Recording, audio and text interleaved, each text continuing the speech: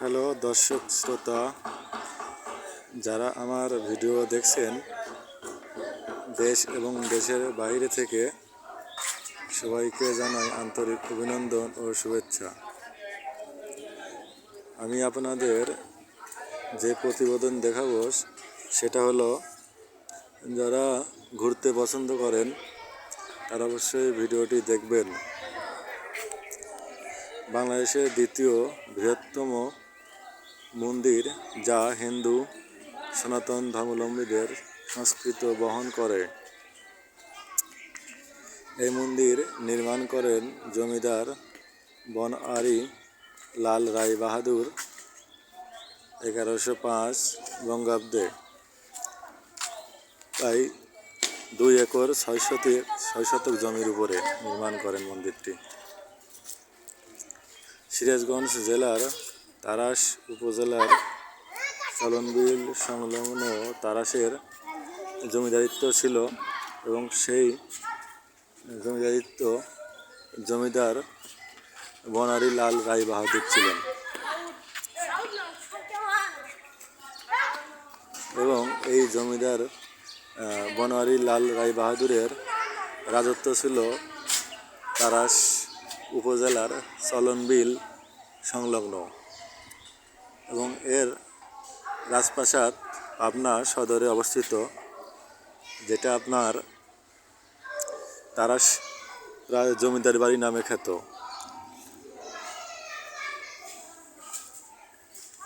এবং যারা এখানে আসতে চান এবং যারা দেশের দক্ষিণবঙ্গে যারা বসবাস করেন, তাদের আসতে হবে প্রথমে নাটোর জেলা হয়ে সিংড়া উপজেলায়, এবং ওখান থেকে সিএনজি ভাড়া করতে হবে। সিএনজি ভাড়া মাত্র 80 টাকা নেবে এবং চলন বিলের ভিতর দিয়ে খুব সহজেই আপনারা তাড়াশে আসতে পারবেন।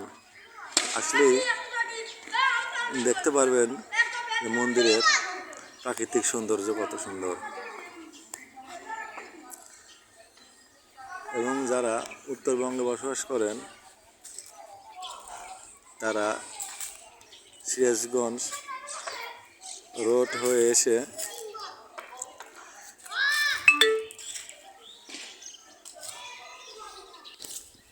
সিরাজগঞ্জ রোডে এসে খুব সহজেই বিষয়টা শালা বাঞ্চত ছিলাম। ঠিক আছে।